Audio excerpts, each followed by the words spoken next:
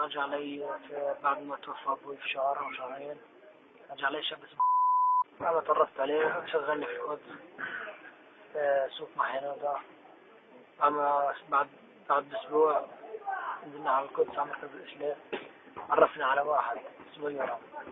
دخلنا على المركز ده بيجي في معالي دميم في القدس جنب منطقة بيت حمد. دخلنا على المركز، عرفنا على جنود أول ما دخلت وهذا. بعد ما عرفنا على الجنود في يومين طبعا طلع له كارت وصورني يعني وهذا، وطلع لي بالسجود مش الجنود.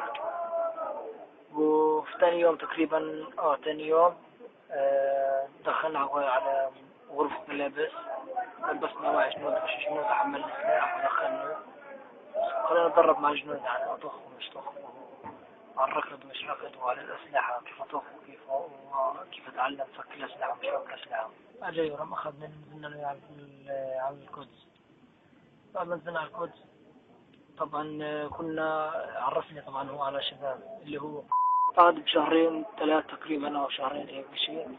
طبعا كنا احنا والشباب في القدس يعني. أما تعرفت عليهم طبعا لما تعرفنا عليهم إيش هذا الحكي هذا طبعا بعد تخلص من تدريب في حوالي يعني شهرين أو 3 يعني. كنا أنا والشباب في القدس في سيارة، كنا نتنزه بالسيارة. هو يورم اتصل علي بعد يورم اتصل بكل لي تعالي على المكتب والشباب. طلعنا أنا وياهم. طبعا هو حكى لي يورم قال لي أنت محمد بس أخذنا الشباب طلعنا. بعد ما أخذنا الشباب طلعنا كلياتنا. لو شفنا مجموعة ضباط. بعد ما شفنا مجموعة ضباط. هذا قديش انت التقيت قاعد مع مجموعة الضباط هذه؟ هذا الحكي بعد شهرين. بس خلال الشهرين هذول شو سويت؟ خلال شهرين ضلتني مع الشباب يعني. طبعا وين ودوك؟ طبعا قبل ما نروح على المركز طبعا عرفني على دور لهم الدور هذول طبعا للمطالب ومش مطالب ومسؤولين كبار يعني، مثل مسؤولين كبار يعني زي مثل دار ابو الدينوين مثل هذا مثل مجموعة مسؤولين يعني مناطق يعني دور في الشرايط. بتصل علينا يا رب كلنا وين انتم؟ قلنا نحن في القدس.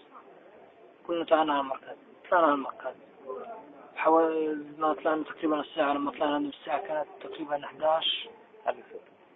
كانت الساعة تقريبا 11 ونص هيك